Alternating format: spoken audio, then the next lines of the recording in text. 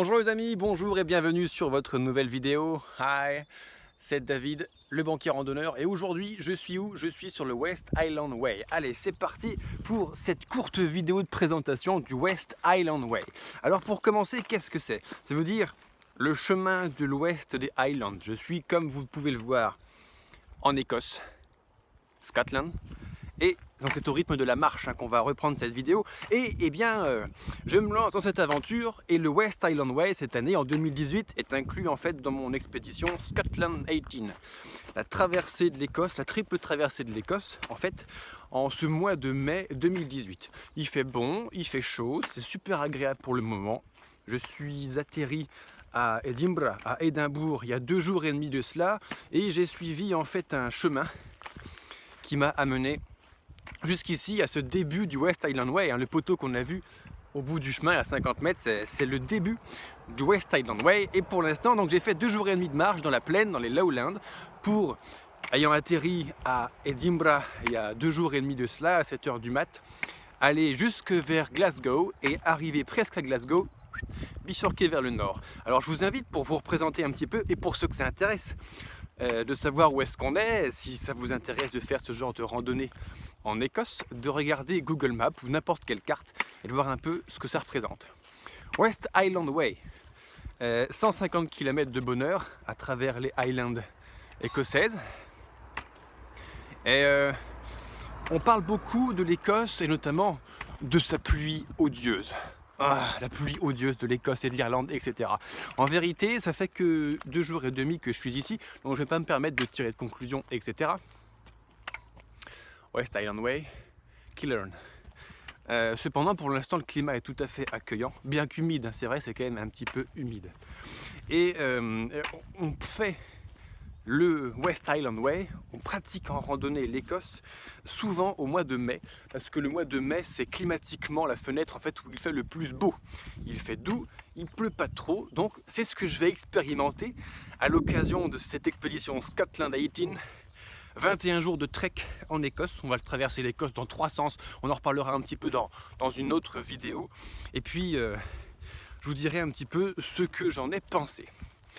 150 km dans les Highlands, on va avoir des paysages magnifiques. Alors pas de spoil, moi, avant de partir faire une expédition, je ne regarde pas les photos, je ne regarde pas les vidéos d'autres personnes qui l'ont faites, parce que je déteste être spoilé. C'est un West Highland Way, ou n'importe quel GR, un Saint-Jacques-de-Compostelle, un GR10, un GR5, c'est un peu comme une saison de Game of Thrones. Si quelqu'un te dit la fin, dès le premier épisode, t'es dégoûté, c'est pourri, ça te pourrit ton spectacle, ça te gâche la vie.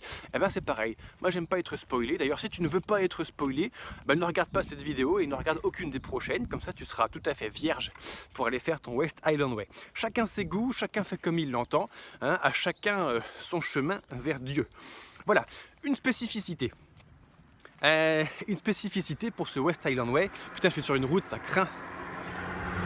C'est la première fois en 2 jours et demi que je suis vraiment en train de longer une route, mais ça ne va durer que quelques centaines de mètres, si je m'en souviens bien de mon roadbook de ce matin. Une spécificité, oui, et une question. Quel est le meilleur moyen de faire la traversée de l'Écosse? Le West Highland Way, par exemple. Quel est le meilleur moyen? C'est de le faire, réponse, comme ça.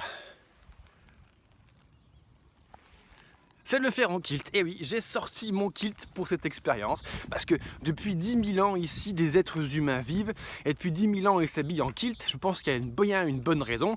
Alors il y a 2 façons de répondre à cette question. La première, c'est la théorie. Lire des bouquins, écouter des historiens, des anthropologues, des archéologues, dire pourquoi c'est bien de se froquer en kilt ici.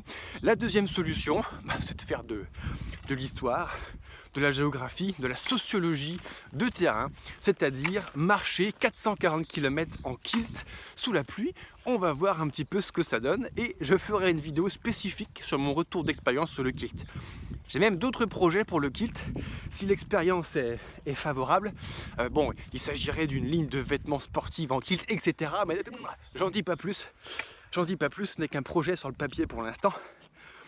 Et c'est dans un petit coin de ma tête là-haut.